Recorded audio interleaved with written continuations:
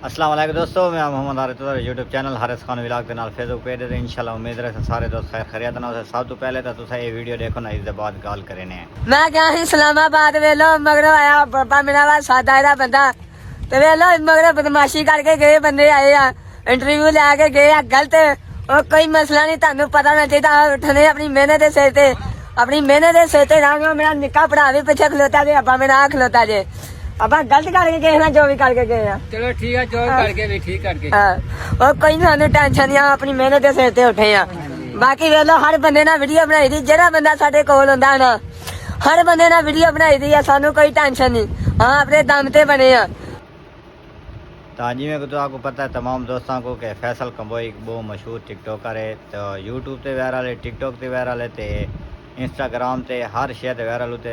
उसके वायरल थीवन के बाद उनकी अपनी मेहनत आई, अपनी मेहनत के सिर ते उठे।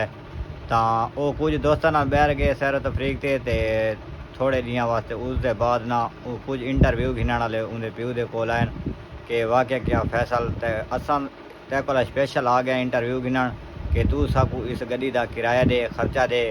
वही गरीब बंदे गरीब हैं, कोई अमीर ब्लॉगर होंदा, यूट्यूबर होंदा ना तो तकरीबन उन्होंने उत्ते केस ही ठोका खड़ो हो। गरीब शो दे आद्यान के साकोल पैसे बिल्कुल कोने। वो इंटरव्यू गिनण वाला जरा आई ना वो आदाई तो यह गाल इंटरव्यू दे विच आ के साकोल बिल्कुल ही पैसे कोने, क्योंकि तुसां आए अपनी मर्जी नाल ही वे इंटरव्यू गिनण अपनी मर्जी नाल है, पैसे अपनी मर्जी नाल।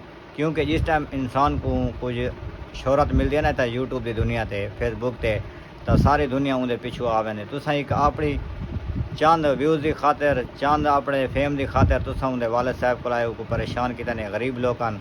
अगर गरीब लोगन इवें थींदा रहा तो अमीर जड़े लोग कतरे तुसां उन्होंने वादा घाटा करेंदे वे तो तकरीबन तुसां ना जेल दियां सलाखां के पीछे होंदे हवा होंदी मज़े मज़े की खाने खड़े होंदे।